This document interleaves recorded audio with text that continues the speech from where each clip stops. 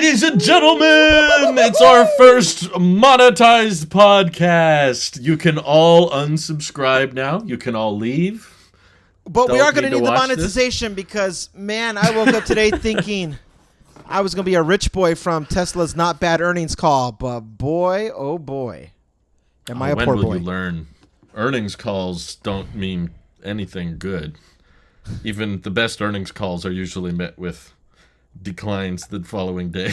I asked Drew on his live stream yesterday. I said, "Are we rich now?" And he was like, "Oh, you fool." What is it today? 10% down at the time of recording. I don't know what it does on Friday. Probably do something else insignificant, but I don't care. I don't. What do you think? That, completely un-EV related. What do you think the chances are that is reflecting of SpaceX? Oh, it's high. Yeah. People associate Tesla stock now with everything Elon related. Twitter? So Twitter could do Tesla's something. Failing. Yeah. If Twitter does something stupid, they'll sell Tesla stock, or It's if Tesla's SpaceX fault. has an explosion. Oh, sold the stock. Yeah. People just look at that as the Elon stock, basically. That's what it is. The shares of the Musk Foundation. It's all X Corp. Yeah. Right? Right. It's all, it's all attached, but I'm not worried. I think there's still way too many people overreacting by it. Like I saw, I want to get your opinion on it, but I saw people online saying that based on yesterday's earnings call, it feels like they're betting the entire future of the company on full self-driving, which I don't agree with. But so I didn't catch the earnings Elon's call, but I did read the report. Like, okay, what's the cliff notes of this all? That's not, unless I'm misreading whoever, like, oh, so here's the summary of it. Unless that's being misreported, that's not my takeaway from it. Well, I guess what people are basing it off of was Elon said, we're the only business in a position to where we could actually sell our cars at a $0 profit, but make all of our money back through autonomy software services or robotaxi, whatever. And that's where a lot of people got nervous, because they're like, obviously the drop in the gross margin from the first quarter, there was a certain series of price cuts, but there's been now a couple more price cuts since Q2. Yep. So that's why we're all expecting gross margin will continue to decline.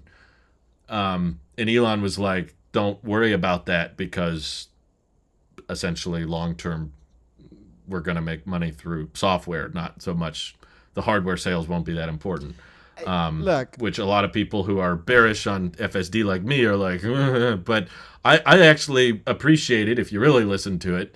Drew Baglino chimed in after Elon said that, who I believe should be CEO or Techno King, whatever. Drew Baglino was like, also insurance. What was the other one? Energy. Yeah, like there's there's like other revenue streams they can tap into outside of just automotive sales. Yeah. You can sell your batteries. I don't think not just the True, networks themselves that you're opening up your network, but you can sell the batteries themselves. I mean, solar panels are already a thing now for the houses, solar roofs, and the battery banks themselves, and you could sell. They're expanding Megapack production a lot. So if I remember correctly, they have they're working with Panasonic, right? Mm-hmm. Yeah. Yeah, no, the battery division, for lack of a better word, there's a lot of ways you could take that and be fine down the road. Opening up the energy, the networking, the supercharging networks is another one. That's what it was. He said the supercharging network. I forgot. That's right. Oh, that's how I interpret when you said energy. That was my interpretation, because that's what I've been saying. Okay. I was saying that. I was thinking Powerwall. No, when you said energy, I took that as charging stations, because that was my pitch all along. Writing this whole "I'm never wrong" thing. Like that's their way of being. That's their way of making pretty decent money, because of the subscription model that non-Teslas would have to subscribe to adhere to, and they pay a higher practically cost. Have a monopoly with how many chargers they have, and hey, you don't like it, you go make yours. Oh, that's right. How's that working out? Right, yeah. Yeah. So I'm not of the belief that they were betting the future of the company on full self-driving, but I also think that the margins aren't, they're not zero, and I don't think they're going to hit zero personally. Like I know that they've reduced the pricing again, which I hate that the Tesla community has turned price cuts into a bad thing. Like there's so many people that are like, "Oh no, my margins." It's like, can you just accept what the whole point of this company was from the beginning? The point of this company isn't to make you rich, despite what you may believe, or what you. Some people may have sold you on that. The whole point of Tesla is to turn into the biggest company. We are on all Earth that Tesla. pays out. Yeah, we're all and we're all going to get dividends, and they'll do more stock buyback, and to the moon, to the moon. Now, I was always a fan of Tesla first as a mission to accelerate sustainable energy and really cool, safe cars that are, enjoyable, modern, and up to date, unlike the rest of the legacy auto. It's kind of like our banking discussion on the last podcast. It's like, this is more me running away from the established automakers more so than it is love of the Tesla as an automaker. It's just they suck a lot less than everyone else. So that's why I'm such a big Tesla fan. But like price cuts, I still look at it as a great thing. That means more people can get in on it. More people can enjoy the product. Who is hurting? Let me ask, this is a real question. Mm-hmm. Who is hurting from the price cuts? Did you just lose equity in your car? Because that's not how that works. I mean, the resale value probably tanks, but okay, I would try to remind people cars aren't a great way to store value anyway. No, I lost my 80 grand on the Model 3 2 years ago, and I accepted that. That was to me worth it. The car is not worth what the current price is. The car is worth what you were willing to pay as the consumer or the customer for that vehicle. I made peace with my Model 3 and Y years ago when I like, this is what I'm going to do. And that's why I also made peace with the Cybertruck not going to be my car, because I don't think it's going to stay below 100,000. I definitely don't think it really, it was the $40,000 price tag that made me go, wait, what? And knowing that wasn't going to be a thing, knowing full well that's never going to be a thing this year or next year or anytime relevant. I made peace that like it's no longer worth it for me. But the Y is a whole different thing for me, and the Model 3 was a whole different thing for me. So it was worth what I was willing to pay. That's how I make peace with it. And then it removes emotion from it. I do the same thing with stocks. I do the same thing. I mean, if people want to equate it to real estate, which you shouldn't, your house or your property is only worth what you paid, even though it's like, hey, the market, it says it's gone up. True. Maybe your Zillow estimate might say something otherwise, but all things considering, just like job market, when you are like, man, I wish I had a higher salary, whatever, like you're worth what you negotiate, so to say. And I apply that principle on used vehicles. I love haggling dealerships with used cars. I'm stupid good at debates with them because they'll be like, oh yeah, we're asking 11. I'm like, 11,000 for no. And like, well, if you want 9,000, then we got a car. No, let's go back to talking to this car. I'm so good at it. It's not even fun for me anymore. But all that being to say, the price of something that you buy is only worth what you're willing to pay. That's the real value of it. I was not going to pay a penny over $6,000 for FSD, and my stance has changed. I was like, man, I really wish I didn't pay for that. But that's the cost that I'm willing to eat. I don't think price cuts on the model any of them is ever a bad thing, because if you're talking from an investment standpoint, you're opening up the wider market share. Then now more people can get in. And if you're like, but now you just devalued my car, my guy or girl, we are early adopters. This is the scale on everything. iPhones are cheaper now than they ever were before. Computers are cheaper now than they ever were before. The cars are going to get cheaper inevitably. They have to. That's not. I mean, my only pushback to that is like, depending on how bad the inflation keeps going, 50,000 might be worth 30,000. That's a whole different discussion at that point. But then you're not mad at the price. You're mad at how much you bring in a year, I guess. I don't know. But this is not the price cuts made me happy because it told me that we can get to a point where we can have a reasonable conversation for a Model Y or a Model S or a Model X. I'm sorry. And the saturation is good. And even more so, the used market. Yes, sorry if you're trying to sell your car, but that's going to do so good for people who want to buy used vehicles. Because I'm a hypocrite. I've been buying nothing but new Teslas. But I would totally encourage people buying used Teslas if they want to get in. That's going to save you so much more money. But I feel imposter syndrome flares up because like I'm a hypocrite, but it's for different reasons. I'm a hypocrite, but still, yeah. Yeah, I think most of the people mad are just concerned about margins, like they're investors, probably the people that bought a ton of stock, and I guess some people out there may be more passionate about it because maybe they bet like everything on it, like they dumped their life savings into it, and others are looking at like, okay, Tesla's a growth stock, and they're gonna, they dumped their life savings because they believed it was gonna 100x or 1000x within a few years. So same if people they who put don't all their money maintain, in Bitcoin. Yeah, it's the same thing. That I think a lot of people viewed Tesla's stock as inflated to account for a certain amount of growth and a certain amount of margin, and they see this as, okay, well, now that the margin's not what we thought it would be or the growth isn't as high as we expected, now it's a lot harder to justify that price. But that's why I didn't bet the farm on Tesla stock. I put some money in there because I love it and support it and I believe in it, and I think it will go up.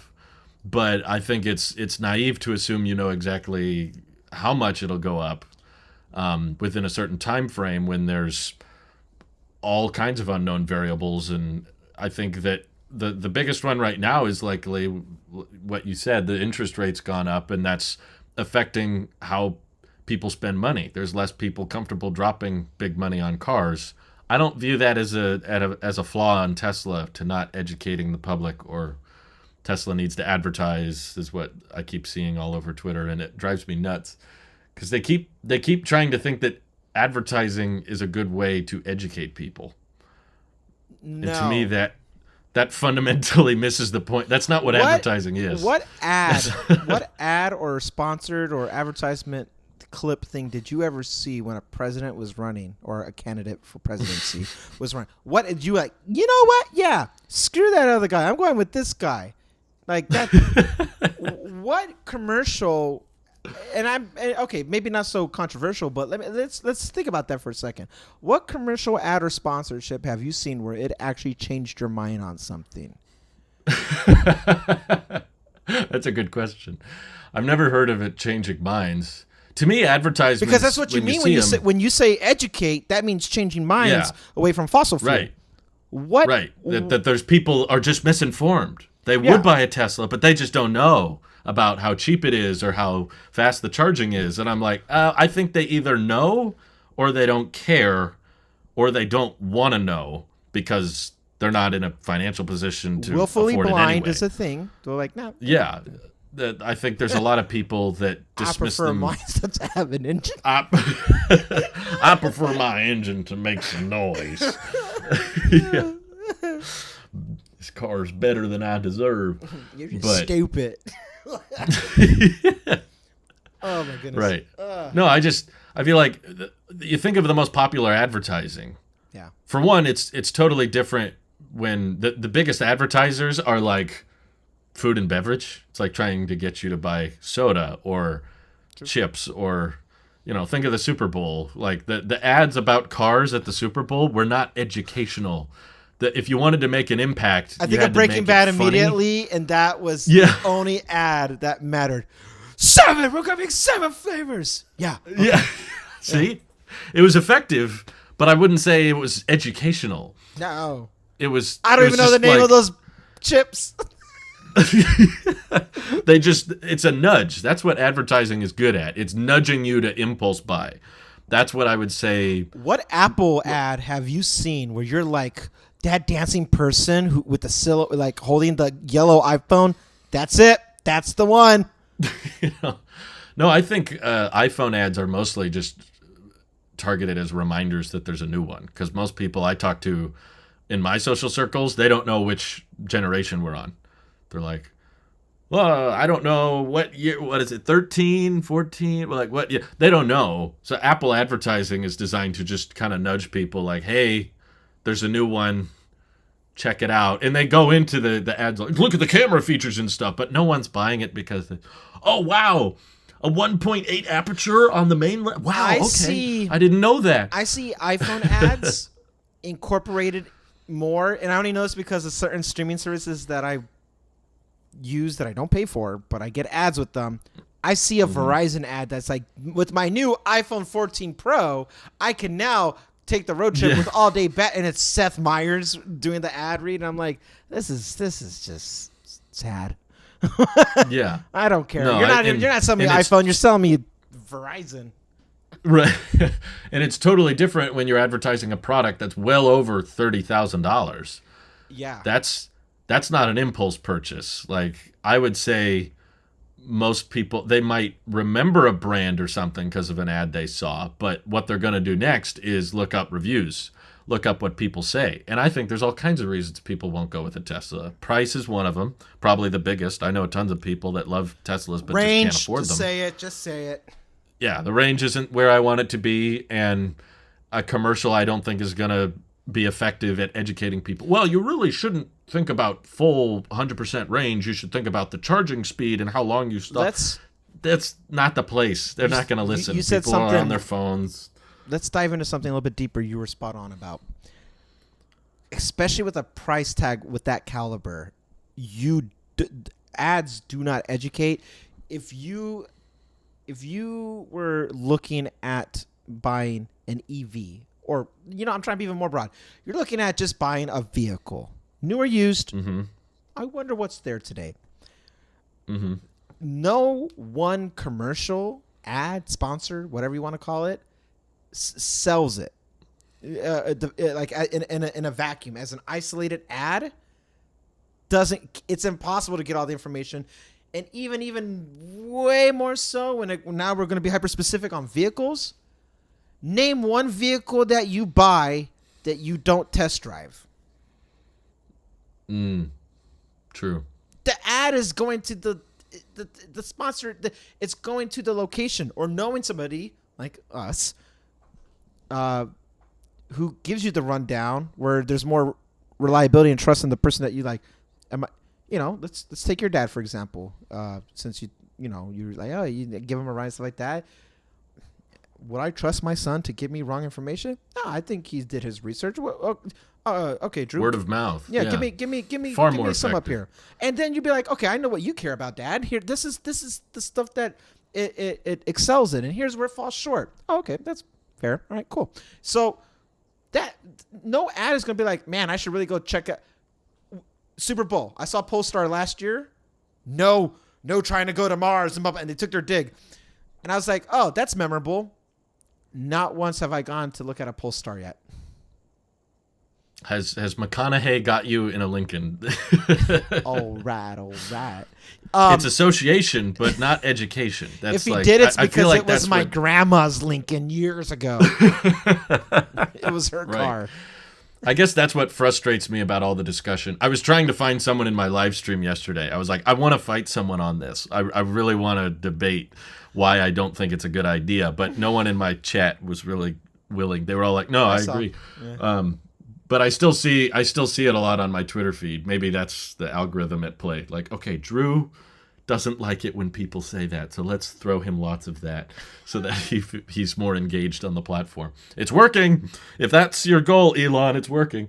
Because and now we will take it away from you. If you don't want to see these heated conversations, we'll take it away from you if you subscribe to Twitter Blue. Yeah, no, not gonna. You're welcome. But I still feel, the conversion rates of auto ads are absurdly low because it's such an expensive purchase, and it's not a purchase most people make very frequently. Right. Compared to a soda or chips or a restaurant, that's something you're doing weekly or daily even.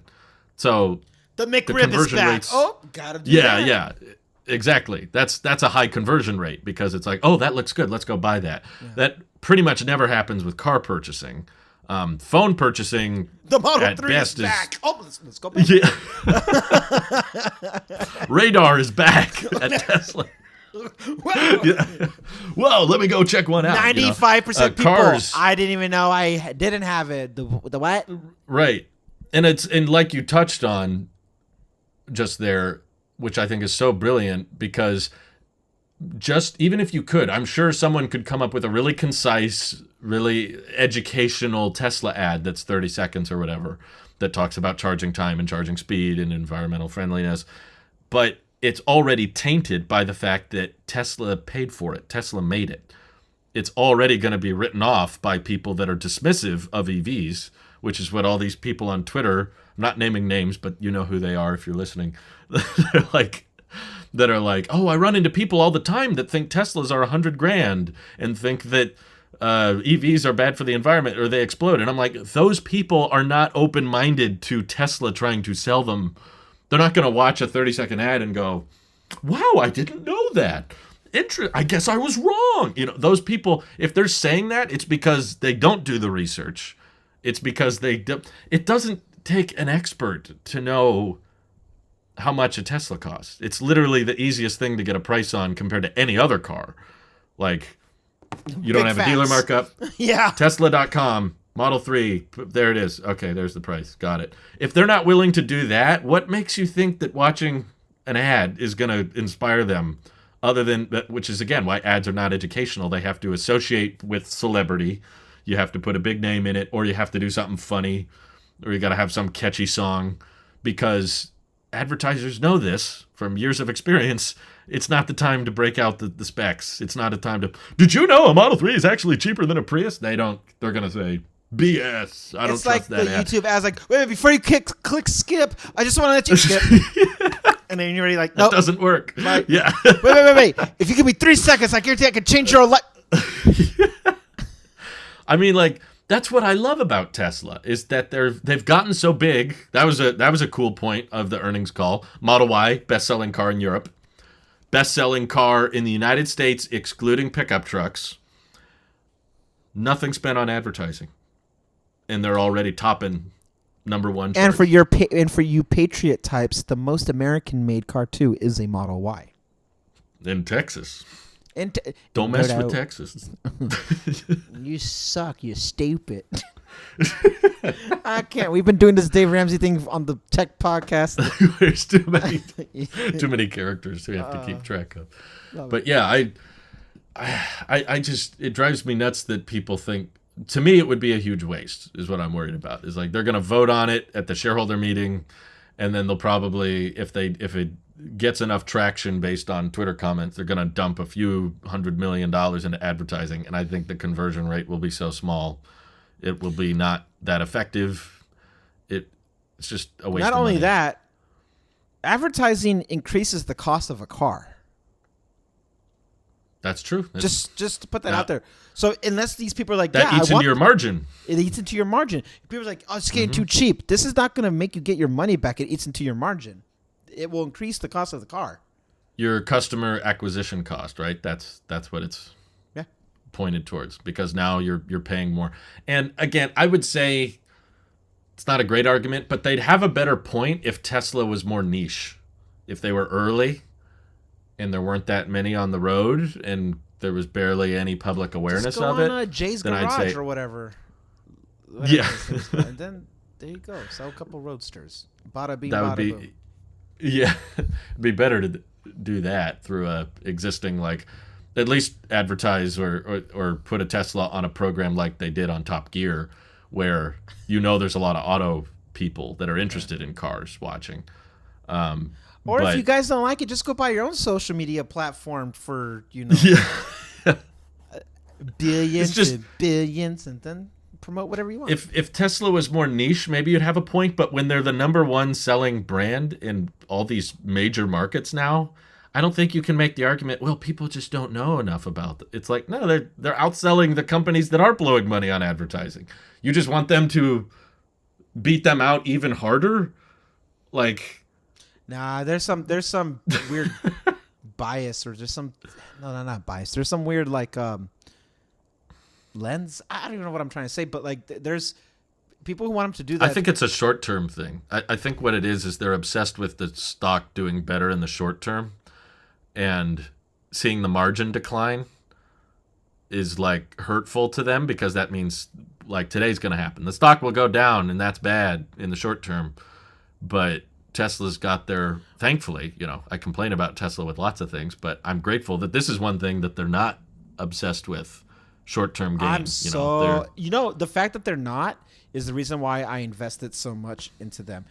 You said you didn't bet the ranch or whatever on them, but I more or less at the time did, but I did that, in 2017 or something. So it was a way. It was a while ago. Yeah, it was a long time ago. So my life was drastically different. Okay, so here we go. Perfect. On that note, I wanted to pull up. I'll do a 5-year plan. Go to Google, not you, but listeners who are like mad about what happened today with the earnings call. You go to Google and you type in Tesla stock. Scroll down and do the 5-year and go all the way back to 2018, April 2018. So year to date. Jeez. Or not year to date, but 2018 exactly is 5 years ago. And that's crazy. Including all stock splits and stuff like that, $19.61. And when you slowly start to move that cursor over with your finger or the mouse, you see it go up, down, up, down, up, down, up, down, up, down, up, down, up, down, down. And it is all the exact same stuff happening about earning calls. And it just, when you think short term on any stock, this is, I won't go as belligerent and say this is financial advice, but when you do this with Tesla or Apple or Google, whoever you care about, do that. Go 5 years. Just make it clean. Do a 5-year number. Go all the way back and then look at the progression that it did. It wasn't until 2020 and Model Y happened that we start seeing all this shooting up until it hit its peak. Man, that was a good time. I remember that day. I remember November. Yeah, November 21 I remember that day. I was like, baby, we're getting a quarter pounder today. We're not doing no McDouble. And it drops, right? It fluctuates, it stabilizes, because that type of increase should not happen. That's not sustainable. Nothing. Same thing like we talk about YouTube and subscriptions and going viral. Anything that blows up this quick is not sustainable.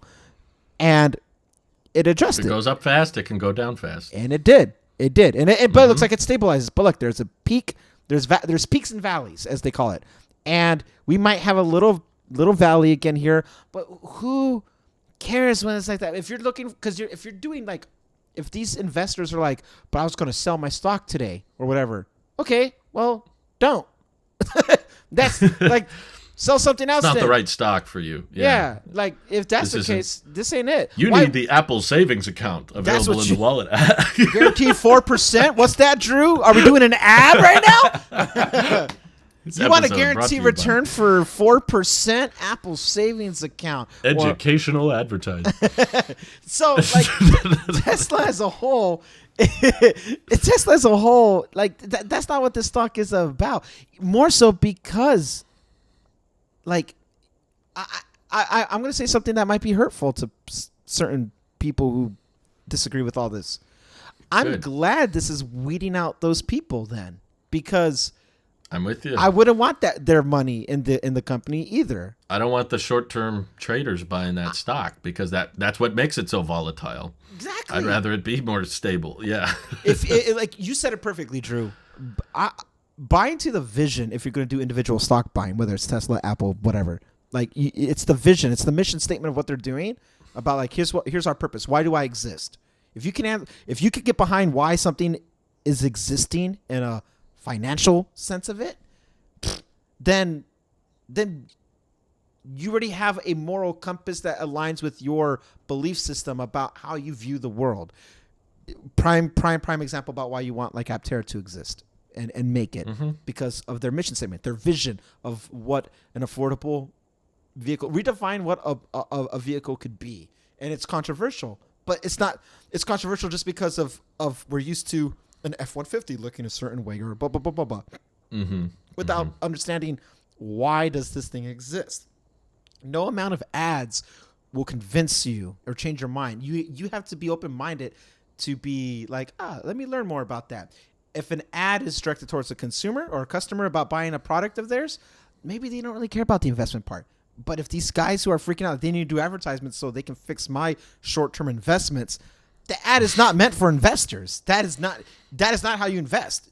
Get the hell out of the market. Like, you are, those people, that's what hurts that's exactly the type of bank-run BS that we get because of these people. And to be fair, now those types of guys are multimillionaires, but it's all the same hoopla. Like, you're buying hype. Buy hype, sell news. That's one of the sayings.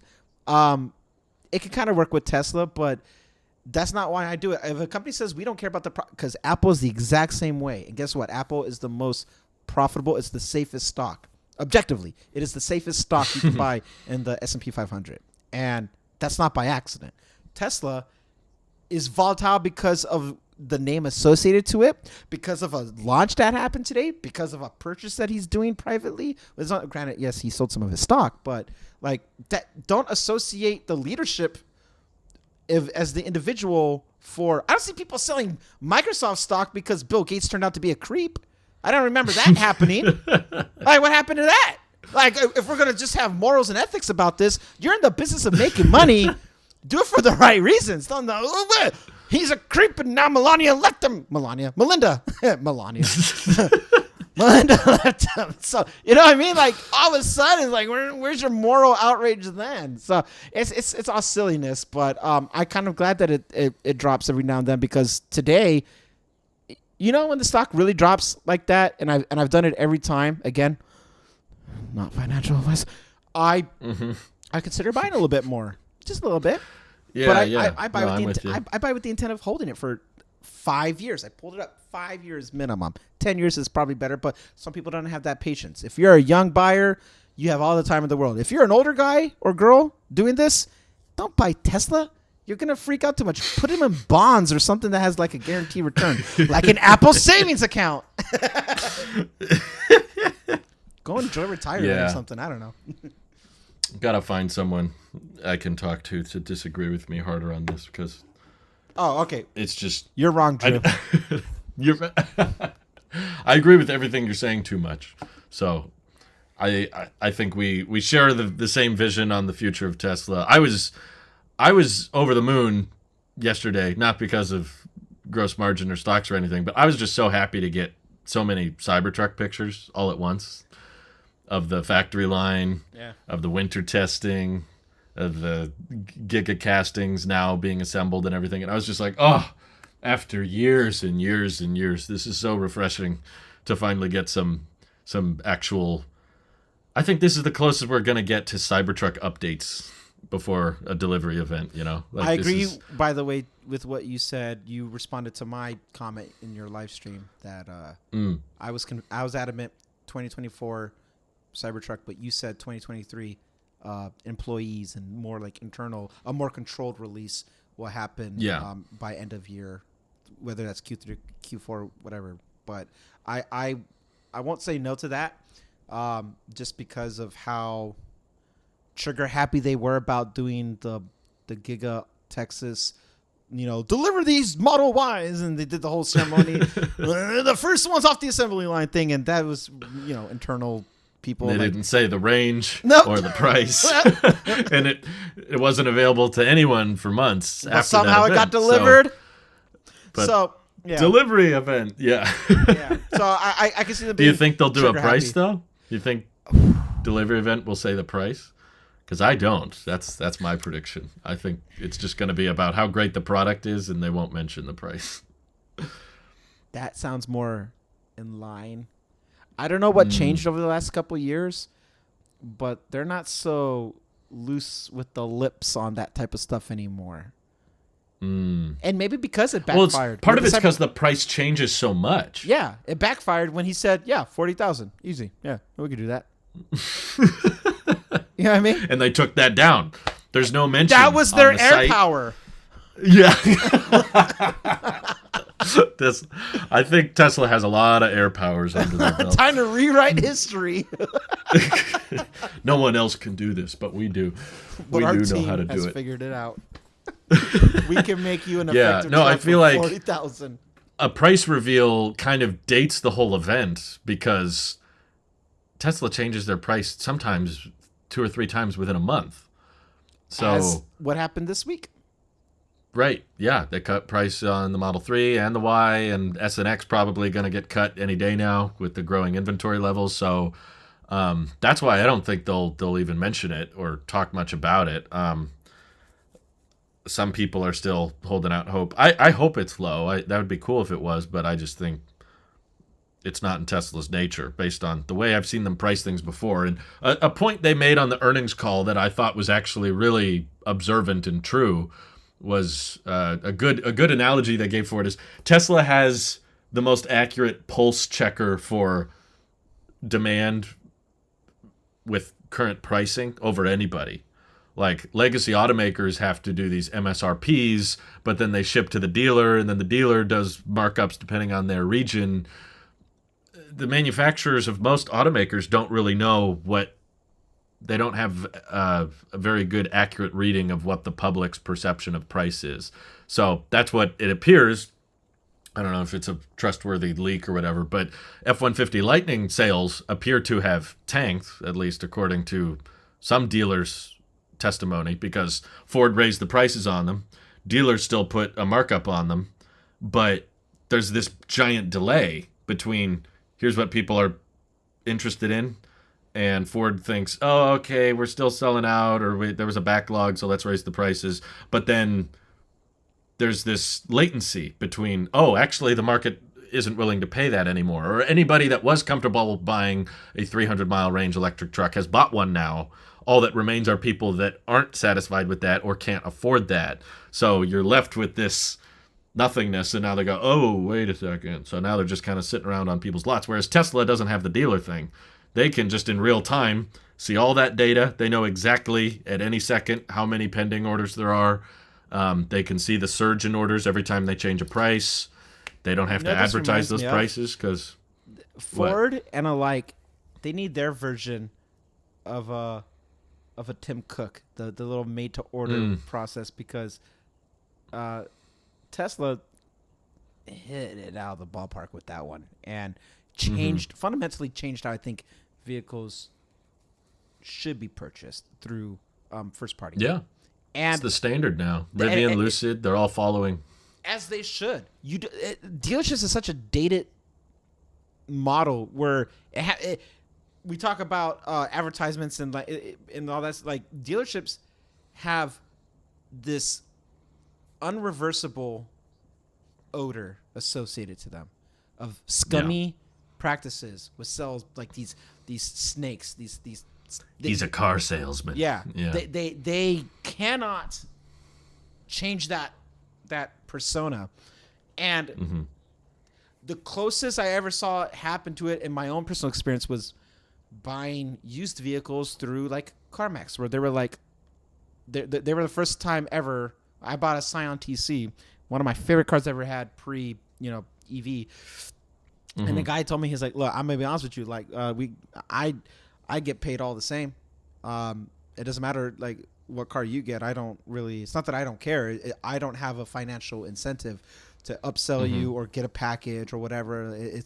I get an hourly rate, and then the commission is all the same if you buy a $3,000 car or a $50,000 car. I was like, that to me at the time, I was like, that is the coolest thing I've ever heard. It makes me have more trust with this process. And then Tesla came in and really revamped it, where they're like, no, the cost of the car is the cost of the car, exactly, up marks and all, because this is coming straight from us to you. At the point where they were doing it straight to your literal doorstep.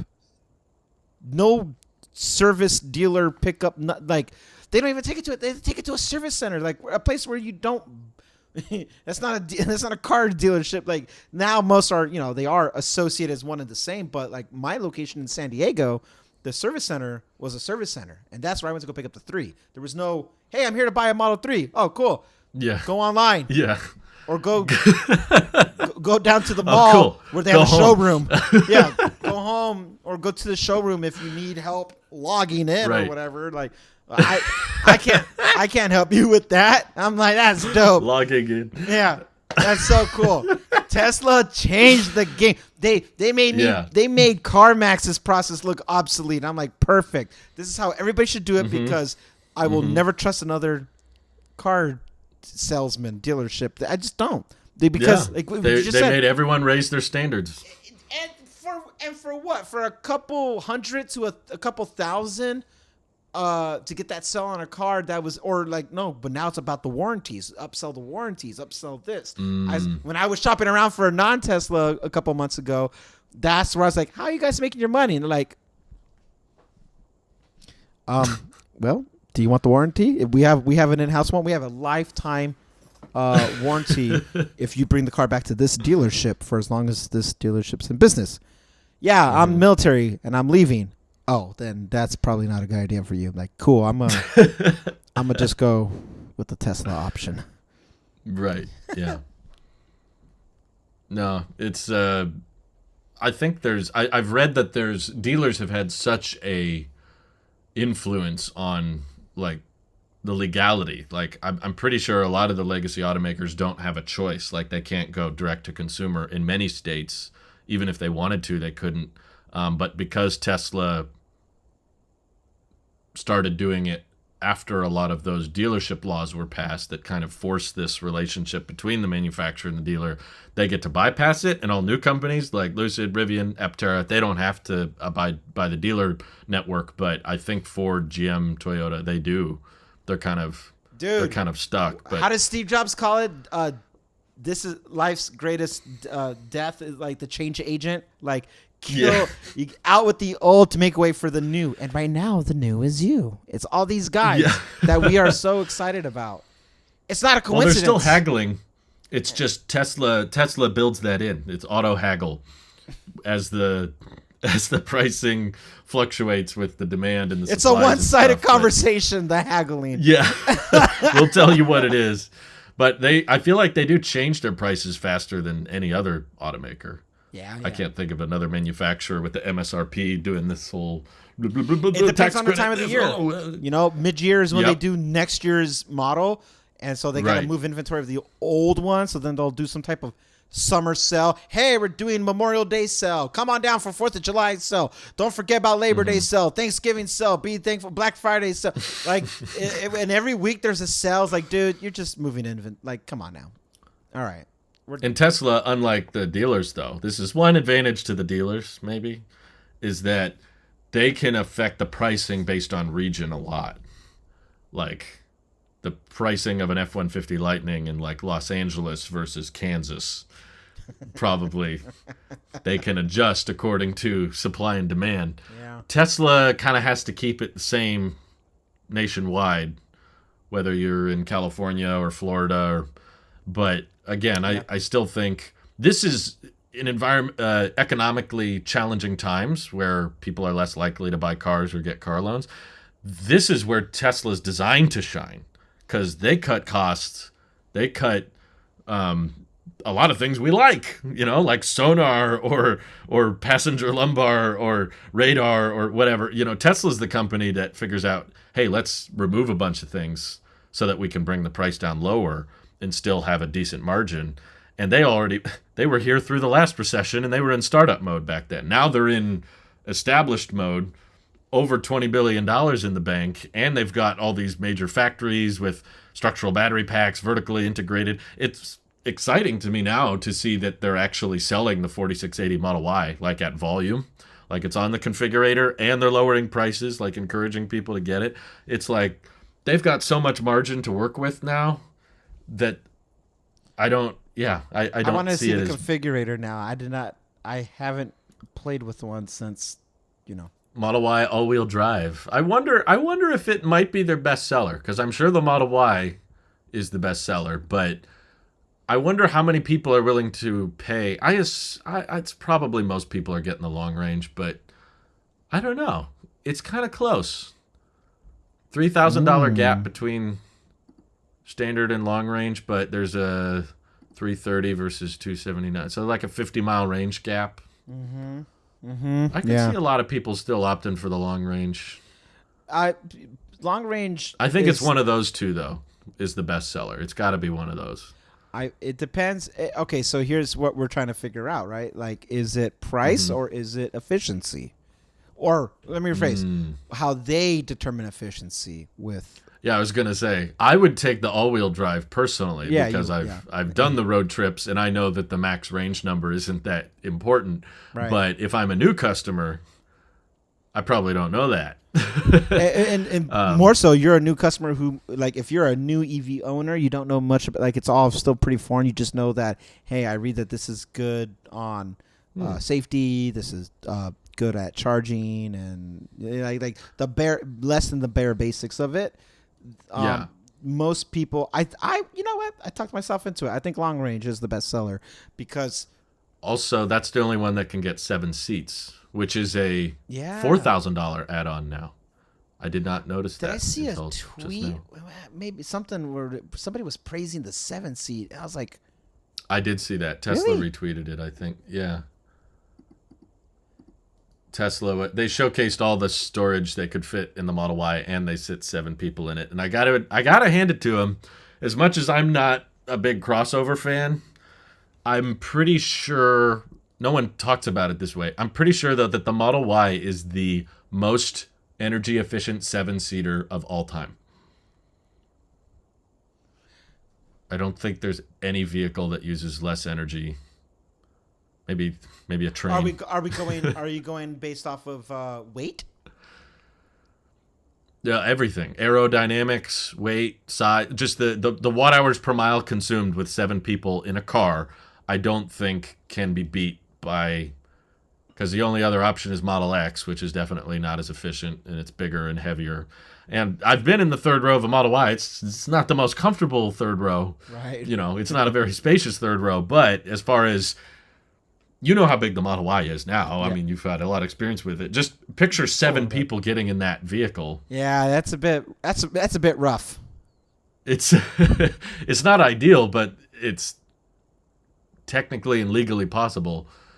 So, if I was in the market, so is making your own methamphetamine according to Breaking Bad, but you know, well, not legally possible, but it's technically possible, but. I just mean, like, if I was in the market for a people mover, and that was the goal, that 7-seater Model Y, which is $54,000 with tax credit, like under $50,000, that you can't fit more people in any other Tesla. That's a good point.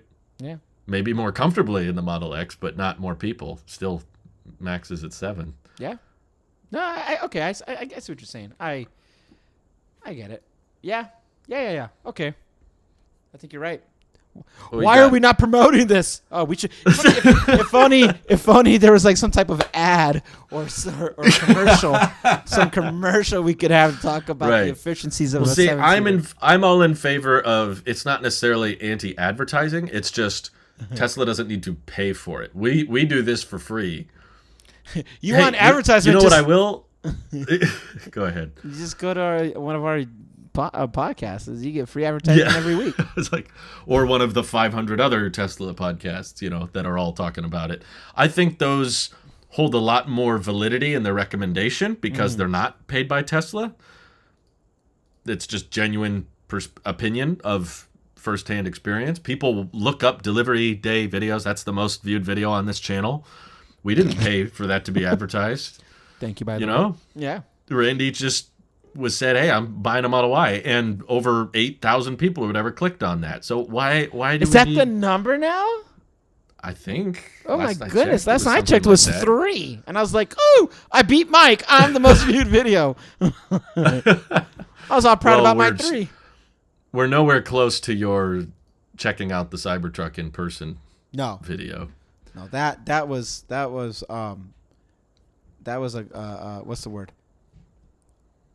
Right time, right place type of a thing. Yeah, Hall of Famer. attitude right there, as Elon would call it. But yeah, that and Mike checking out the Rivian ride along. Speaking of, I'm trying to convince my dad to buy a Rivian for his next car. How's that coming along?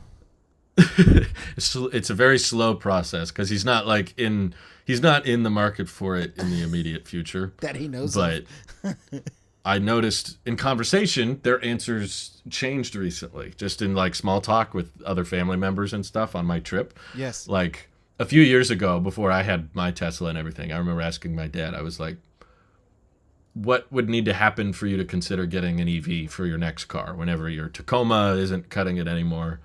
And he was like, oh, it would need to be $10,000 or something. He was like, it just need to be super cheap. And I was like, so cost of ownership, the cost of fuel versus electricity, that doesn't matter to you? And he was like, no, not really. I don't care about that. And I was like, oh, okay, whatever. But then on this more recent trip, we were talking with some relatives that were visiting, and he was talking about how my videos have pivoted more towards EVs, and I think that's where there's a lot more interesting stuff going on. Price changes every other week, and we're finding out about margins and Cybertrucks around the corner and Rivian trims, Ford trims, all this. I was like, there's a lot more going on in the EV space.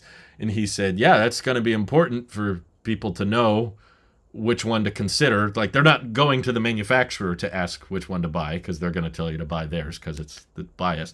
But there's going to be an increasing number of people wondering if they're ready to make the switch to electric and checking in with people like us, with early adopters with firsthand experience, because they know we're not paid by some manufacturer to say something good about them. We may have our bias, but it's a lot more trustworthy when it's an owner's perspective. I mean, the same bias, like it's a bad thing, is misleading, because like it's okay to have a bias because of the right reason. Like yourself, like I have a bias about, eating healthier. There's certain things that you can have a bias about for a good reason, not because you're a shill. Like I actually, sure, this the bias is earned. You earn by the owner. Yeah, like I'm biased towards vehicles that have knacks. Exactly. But that's not because I'm a fanboy. That's because I know that the charging network is way better. Yeah. Experienced it, and I've seen the alternative and been like, nope, no, thank you. But really, your dad basically, doesn't care my about dad, none of that, huh? Well, that's what's changed recently. Is in conversation, I've heard both my mom and my dad now say, two others in the family, not just me. They were like, my next car is probably going to be electric once I am ready to switch. So they're in favor of basically driving their current cars until they're dead, until the wheels fall off, is what they say. But they said once it'll be $10,000 by then. I don't think it'll be 10, or I don't know if he'll hold to that pricing. But now that they've moved out of state, and they know, like, we charged our car up there, 6 cents a kilowatt hour. The gas savings are real strong up there. So, is that at a charging station? No, that's at home. Ooh, wait, what's mine? That was I don't have 6. Right? I think yours was like 14 or something, or 15. But they have a lot of hydro power up there, so electricity is super duper cheap. And I was like, I'm planting the seeds essentially, because I can't justify a Rivian myself. I just don't need a pickup truck. I don't. But I love Rivian, and what I've been saying for many podcasts is I want to know someone with a Rivian so that I can like check in on it and ask them, how do you like it? I want to be that person for you. Or I'd love to, especially in my parents' case, because they're people I visit pretty frequently. So I'd be like, I want to, if we do take the Aptera up there and there's another vehicle for us to ride to sit more people, I would love for that to be the Rivian. And my dad loves his Tacoma. It's a smaller size pickup truck. He prefers that form factor. And he always has pointed out to me on this last trip, he was like, oh, the person that lives at this house has a Rivian. He was like, they have one. The seed has been planted. Yeah. He's like bringing it up now. It's not just me. He's like, no, right there, they'll have one. He's into it now. And he likes them, and they were on his TV show The Long Way Up that was on Apple TV Plus with his motorcycle buddies and stuff. And so he's just kind of like, we'll come back to this topic when my Tacoma dies, which could be in 6-7 years, who knows. Could be a while, but I was like 6-7 years from now. Why did it have to be a Toyota? They're so good. Why couldn't it have been something worse? What's funny is he had to fix his headlights before he made his next trip. That's part of the reason we were driving around my car up there, because his car was being worked on.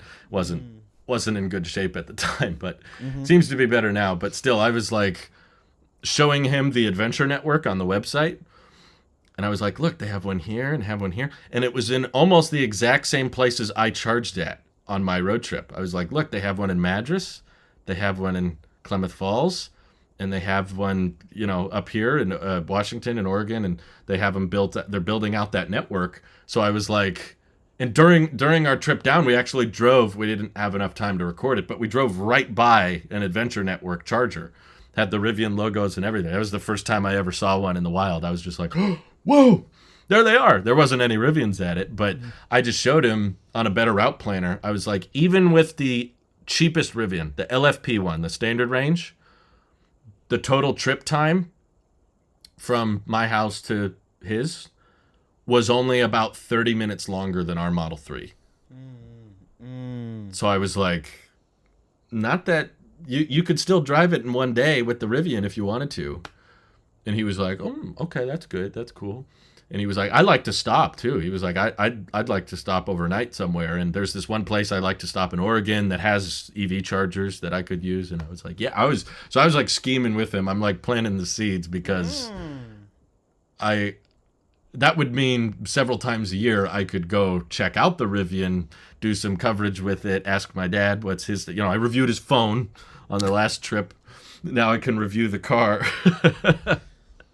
Ask about the software updates. Did you get your underwear taken care of, by the way? I wasn't sure if, that got fixed or not. No? I mean, your dad was giving you the heads up on that. All right. It's still on the floor. All right. But hey, I got that'll a question. Be the next one. Yeah. I finished the Rivian from last week. We talked about, autofocus, or I don't even know what. Oh, the interview. The Rivian interview with Marquez. And so I have a fuller context about the thing. It's my understanding, because I asked you then, because I didn't know how it was going to get brought up. I was like, man, I would have brought up next, and why, I'll adopt this with my takeaway. He was talking about his Adventure Network. He's like, oh no, we're building out. There's more on the West Coast, and we're going to span out.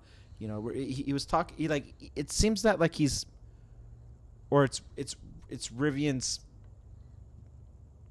focus.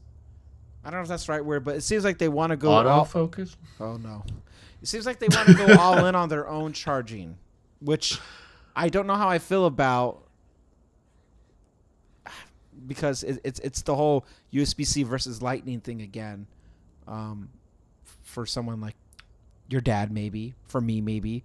Having two cables. Is it the end of the world? No. Is it a first world problem? Yes. But is it inconvenient? Yeah. And do you think? I guess let me say it like this. I don't think they're going to adopt that standard at all. I think they're going to stick with their own thing, maybe because they've already committed to. Doesn't seem like it. Yeah. That hurts my feelings. But it also maybe puts things into context that maybe I shouldn't wait for the best Rivian, that maybe I need to just accept that no car will be perfect unless it's a Tesla. I don't know. But well, Teslas aren't perfect either. No. They got all their, you exchange NACS for CCS, but you gain less of the robotaxi BS because Rivian's not trying to do the self-driving stuff as much. But they earned my bias, right? That's what we talked about. Tesla has earned my bias where I don't know Rivian like that. I like you, but I'm not in with you. So, I don't really know how I feel, but I want to be in I'm down for courting, I'm down to flirt a little and see where it goes. But the thing is if a certain if a certain person's my type and you just don't have all the features that I'm looking for within my type, am I just compromising to just flirt with this endeavor when I should just commit to what I'm into? You know what I mean? I didn't like the answer that he gave because that tells me that the collaboration won't happen. And if it is going to happen, like as soon as possible would have been the time, and it's been a while since Tesla announced NACS, and the fact that they haven't said anything is probably an indication that they're not going to do it, sadly. yeah. But I will try to give you a little bit of hope, at least for home charging, which I feel like is most charging. Yeah. There are NACS to J17 adapters, which, correct me if I'm wrong, audience, but I'm pretty sure those aren't for superchargers. So I believe that would mean you could have that adapter for your wall connector or your mobile connector, and you could just charge your Rivian with the same cable as your Tesla, but you just I will tell you this. that adapter around. I say this. I wouldn't use the supercharging. The Magic Dock. I don't want to pay no monthly subscription or annual subscription plus a higher rate. Knowing that I have a Tesla at home that like would get cheaper. Like there's a blockage there for me that there's no way I would want to pay more for the same feature. It is an inefficient vehicle on top of that. So to pay the premium for the charging plus inefficient electrons, that's going to cost maybe what a I lot. will hold out now is for more efficiency on the charging then, and then whether that's R2 or R3 or I'm not in a hurry. Like this conversation isn't the whole like I'm going to do something in the next 12 months. That's not me anymore. I don't really. I'm patient. Ideally used, but that means I might be waiting. Yeah, you just a long got time. a Tesla, so yeah, a second Tesla, so. So by all means of imagination, I'm fine with where I'm sitting at, but for that next vehicle, whenever that would be, because it's not if, it is when. I'm just trying to. I want to get my expectations in line. I don't want to get too overhyped. I don't.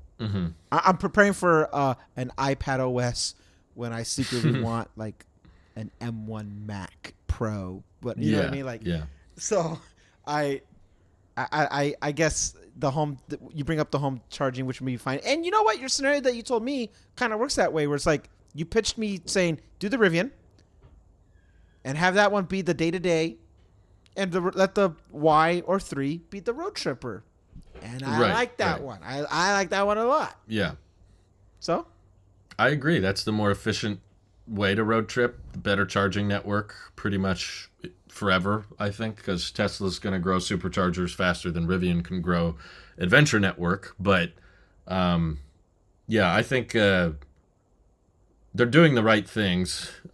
Maybe not the right way, but the fact that they're building out the Adventure Network and now, like, when I plugged in the same route that I did my road trip last week with the Rivian, 3 out of the 5 stops were Rivian chargers. Dang. So I was like, that means no West interacting. Coast got it. Well, yeah. Little interacting with Electrify America, which and that's the demon in the room, right? Like that's what we're avoiding. Right. And my dad's not he's not in the market right now. So I feel like 6-7 years from now, Adventure Network is built out a bit more.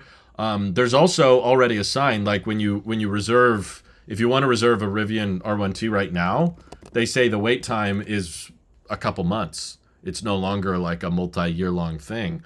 So to me, that's evidence that they are approaching completing their backlog. Yeah.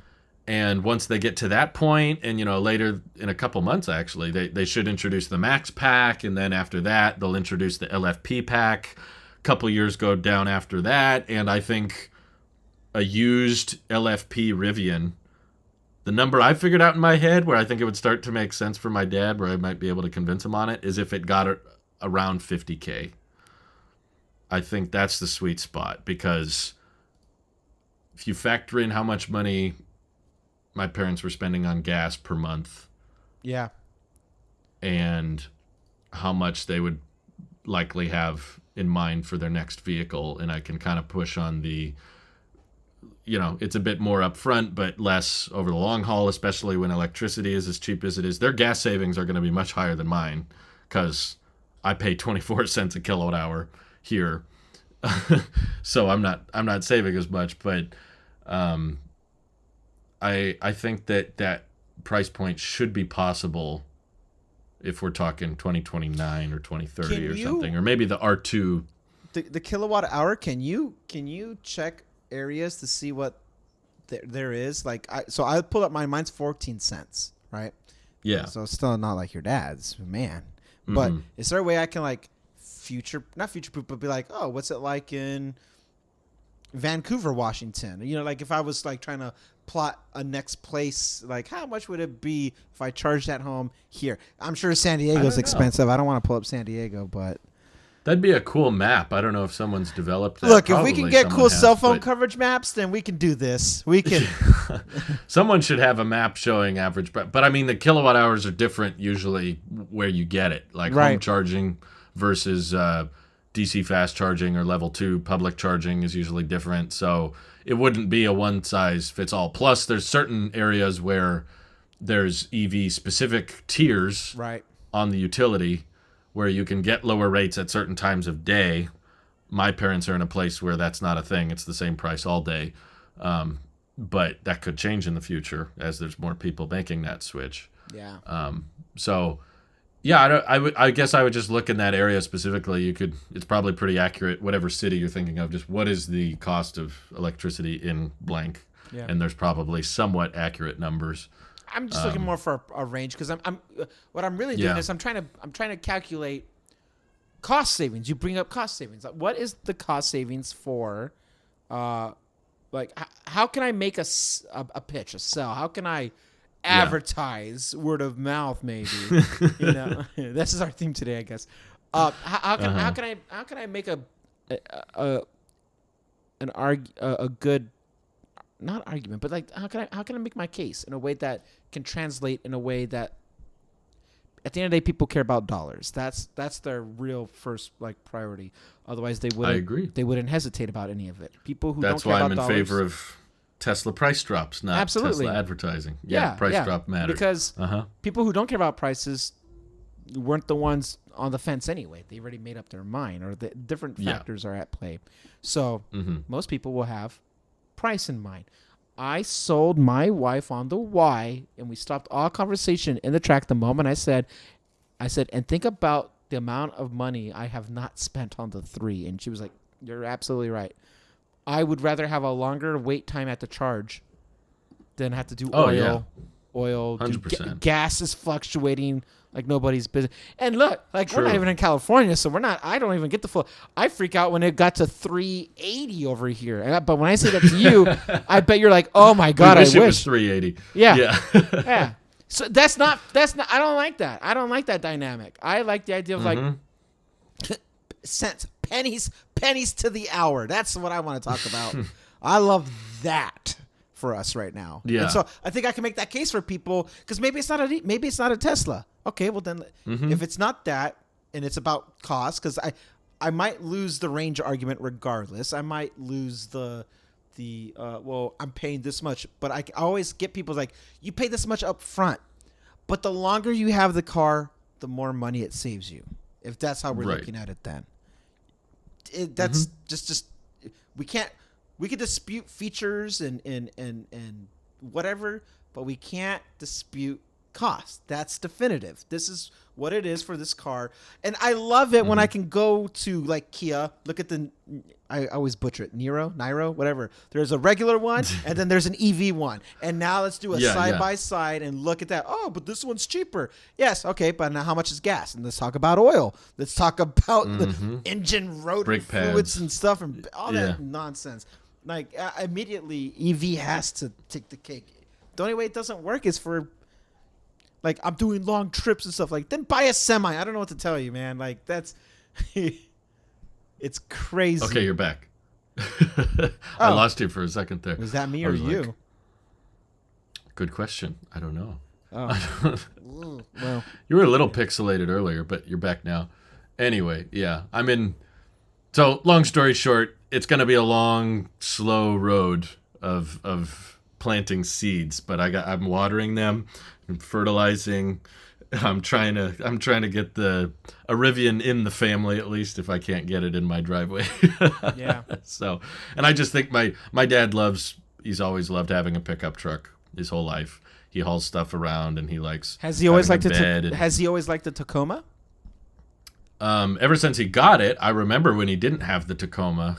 Before that, he drove, for the most part, the Chevy Trailblazer, but also we had a truck to go along with that, which was my Ford Ranger, which he let me drive once I was driving. So he's always been in favor of like smaller sized pickup trucks that were still pretty practical. And yeah, he still loves his Tacoma, but he is now more regularly acknowledging, it won't last forever. And my next car probably will be electric. But the pitch I'm trying to get is my mom drives a different Hyundai, not our Hyundai. Well, right now she's driving our Hyundai, but back home she has a different Hyundai. And I'm trying to get to the point where I think the Rivian could replace both. What kind of Hyundai does she have? It's a higher end one.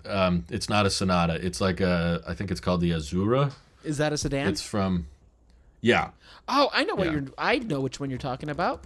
Yes. Let me double check to make sure. It's a Azura from, I think it's 2000. Yeah, it's the Azura 2009.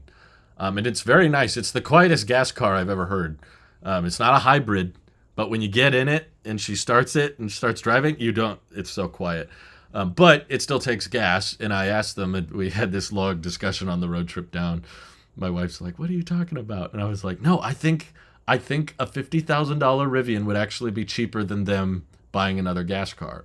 And she was like, "Well, what do you assume they pay for gas a month?" And she was assuming higher than I was. And the way we worked out the math, I was on autopilot going through Oregon, and I was telling her, "Okay, now multiply that by 12 for the year." I've done the same thing. Yeah, we're planning out the math, and I was like, "Okay, there's a higher upfront cost, but lower distribution over time." And the number I had in my head was like, "Okay, if you could eliminate the gas bill," and I asked my mom when I picked her up from the airport, they were on average spending about $300 a month on gas up there. And I was like, okay, so that's $3,600 a year. 10 years, you're talking 36 grand on fuel. And that's just fuel. That's not talking brake pad, oil changes, all the other stuff. But, my wife rightfully was pushing back. She's like, well, is another one that you have to do every 10,000. Dude, I always get the sell when I talk about oil, transmission fluids, and all that other like timing belts and like think all that weird stuff that you gotta be attentive to that I've paid out of pocket hundreds, thousands collectively, and I'm like, man.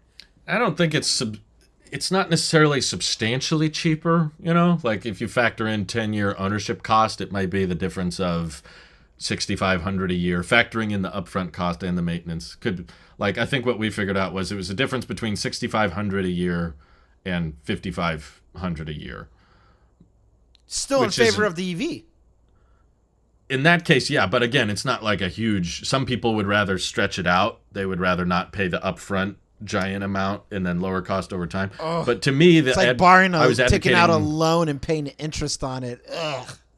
Yeah, no, I don't like doing that, but I mean, like, but you stretch out your to payments. me, it's more about the enjoyment of owning it is drastically different. While the price might not be drastically different, like I was showing off to my parents, they were impressed by that because they'd never had an EV charge there before. But I showed them, I was like, 110 outlet right here in the garage, boop, just plug it in, now it's good. And they're like, "Is it going to trip the breakers or anything?" And I was like, "I don't think so. I think we're all good." Mine I wake does. up the next day. Yeah. Mine does sometimes, yeah. Sometimes. Yours trip the brake. I've never had that. That's interesting. Nah, I'm being very aggressive on one outlet that we have. It is what it is. But it's just so cool that I woke up the next morning and they're like, "What's the car at?" And I'm like, "Oh yeah, we got this many kilowatt hours overnight." And they're like, "Whoa." And we're not driving to the gas pump. We can leave the house at a full charge. And you don't have to run that errand of, "Oh, wait, before we go to blah blah blah, before we visit such and such, we have to also get gas. And do we live in 2023? Oh, we do? Cool. So then you can also check status on your car. Like there's the phone. apps of it. You'd be like, oh, look at that. We're doing great. Mm-hmm. Like, you're so right about the enjoyment factor. I'm trying to be so objective about things, but you don't sell people on objectivity. That's why Apple wins. I would say let's just assume 10-year ownership costs, they break even. Yeah. Like cost of a Rivian versus buying another used gas car for way cheaper. Let's say 15 or 20,000. Compare that to the Rivian. Same exact price after 10 years. Yeah. Of course, I'd still take the Rivian because that's all electric. It's going to be more fun to drive. It's got software updates that get better over time. Yeah. You don't have the chore of the brake pads or the oil changes or the run to the gas station. Oh, the tank's low. We got to go fill it before we can go. So we have to leave a little bit earlier. Instead, just plug it in. Basically, never go to a pump. I'm trying to be so analytical about all this, but we forget the human element of it, and that's emotion, and that's why we got our car. For the record, I don't expect to ever save money on this purchase. Oh, I do. Randy does. I roll my eyes because I did that with the FSD. Like, oh, cool. I'll go say so. I just increased the cost of my car by $6,000 when I didn't need to. That makes me roll my eyes. But I think there's a very high likelihood I'll never get the gas savings of my Model 3 high enough to where I'll have saved money opposed to just buying another, like what I had before, driving another $3,000, $4,000 gas car, maintenance and all. But I wouldn't enjoy it as much. It wouldn't be as convenient, So that's why I'm okay with spending the premium, but I would say that the factor, my opinion hasn't changed that we can go from a bigger savings over the life of the car the longer you hold on to it because of just the routine maintenance, because wear and tear is a thing, and maybe I'm going back to objectivity here, but there's less maintenance that needs to be done on an EV than there would be on fossil fuel vehicles. So even besides enjoying it, I think I'm building a case for somebody, and we'll talk. We'll conclude this for another day. I have an argument to be made. So I'm hyping on cost savings for a reason, but much like trying to get people to switch to the Apple ecosystem, I'm building my case to try to get people in my own life to go to EV, and I know what they're going to hammer on. So I think we can get there, though. Yeah. I agree. All in good time. Well, thanks to everyone for listening. We'll hopefully catch you next week. You never know with us, but have a good one. Take care. Bye-bye. Bye.